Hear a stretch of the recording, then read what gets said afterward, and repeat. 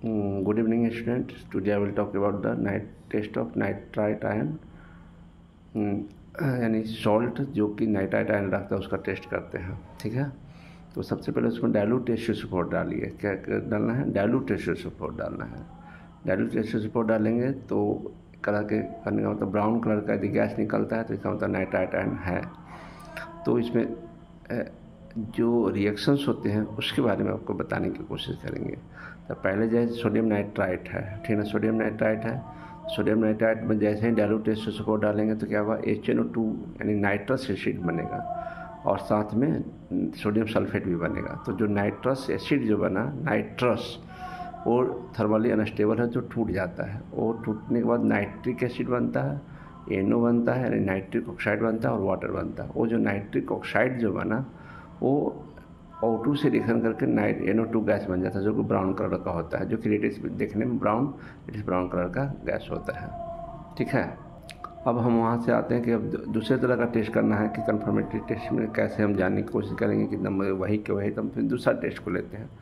तो उसमें हमको रीजेंट क्या लगता है, पहले रीजेंट बताने की कोशिश करते हैं। उसमें पोटेशियम आयोडाइड हम लोग डालना होता है। क्या सर? पोटेशियम आयोडाइड डालना होता है और उसमें एसिटिक एसिड डालना होता है। क्या डालना होता है? एसिटिक एसिड डालना होता है और स्टार्च सोल्यूशन डालना होता है। क्या क्या? एसिटिक एसिड, के सोल्यूशन, स्टार्च सोल्यूशन।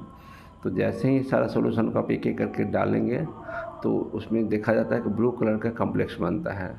तो जैसे ही ब्लू कलर का कॉम्प्लेक्स बन गया तो इसका मतलब कन्फर्मेटरी टेस्ट है को नाइट्राइट आयन ही था। तो ये इसमें जो रिएक्शंस इन्वॉल्व हो उसके बारे में आपको बताने की कोशिश करेंगे। तो पहले सोडियम नाइट्राइट मान ली कि रिलेट भी है, उसमें जैसे ही एसिटिक एसिड हम डालते हैं तो क्या हो जाता है, नाइट्रस एसिड बनता है। और नाइट्रस एसिड Ki से रिएक्शन करके in presence of acetic acid वो क्या कर देता है, I2 को ऑक्सीडाइज कर देता है। तो I2 बन गया, उसमें अलॉन्ग विद नाइट्रिक ऑक्साइड भी बनेगा। जैसे ये सब बना तो हमारा क्या बन गया, I2 गैस बन गया। और जैसे I2 को देखा गया कि I2 जैसे स्टार्च में होता है तो ब्लू कलर का कॉम्प्लेक्स देता है। तो इस तरह का हम टेस्ट को आइडेंटिफाई कर पाते हैं कि ब्लू कलरेशन आएगा तो इसका मतलब कोई नाइट्राइट का टेस्ट रहा होगा। तो इस तरह हम कन्फर्म कर पाते हैं कि उसके अंदर भी नाइट्राइट आयन है कि नहीं।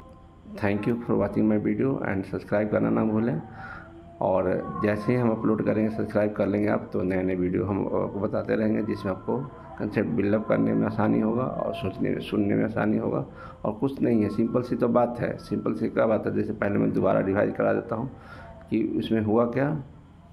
पहले वाला में कुछ नहीं, ब्राउन कलर का गैस, रेडिश ब्राउन कलर का गैस आता है, उसमें डाइल्यूट एसिड को डालना है तो थर्मली डिकम्पोज होकर निकलता था। जैसे ही अगर हम नाइट्राइट आयन। और दूसरे वाले में क्या है, रीजेंट याद कर लीजिए। रीजेंट याद कर लेना है कि क्या solution, acetic acid and starch solution 3 डालेंगे। याद करने का तरीका भी आपको थोड़ा सा यूनिक लगाना हो, क्या क्या याद करें ताकि हमको याद रहे। क्वेश्चन उस तरह के सेट किए जाते हैं, उसको लैंग्वेज को थोड़ा सा ट्विस्ट किया जा सकता है। ठीक है, जैसे ही सब डालेंगे तो उसके अंदर I2 का फॉर्मेशन हो जाएगा, क्या ऑक्सीडाइज हो जाएगा। और ऑक्सीडाइज होने के बाद जैसे स्टार्च के साथ उसका इंट्रैक्शन होगा तो फिर वो ब्लू कलर कॉम्प्लेक्स दे देगा। तो बस सिंपल सी तो बात है, फिर याद कीजिए। चलिए, okay, thank you once again, bye.